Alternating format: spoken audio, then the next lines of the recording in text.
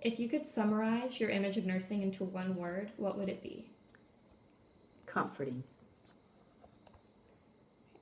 And tell us about an interaction that you've had with a nurse that has made a big difference in your life.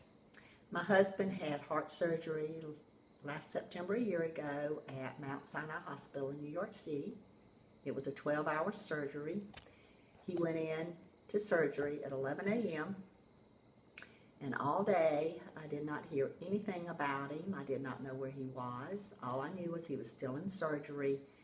It kind of fell through the cracks. They didn't give me the updates like they were supposed to do. And by 9, 10 o'clock at night, I had no idea what was going on, and I was starting to panic. And the front desk called one of the ICU nurses. I spoke with her on the phone.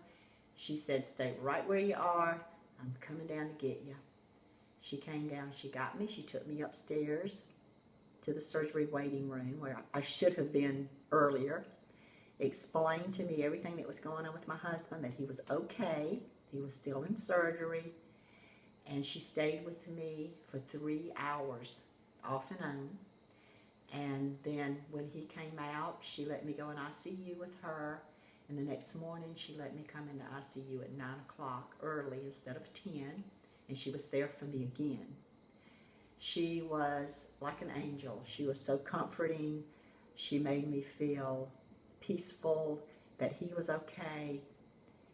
And I just don't know what I would have done without her. It was just a really, really bad experience.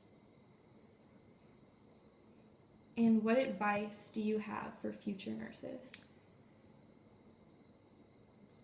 I think the main thing, speaking as the wife of a patient that had a very serious heart surgery, I think it's important that a nurse reads the family as well.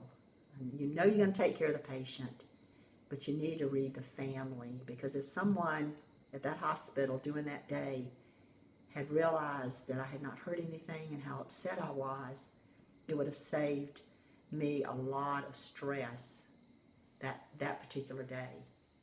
And yes, it all turned out great in the end, but it was a very stressful day. I was very concerned about my husband. So just read people. Just know that the family needs you just as much as the patient, especially with something that's serious. That's my biggest advice.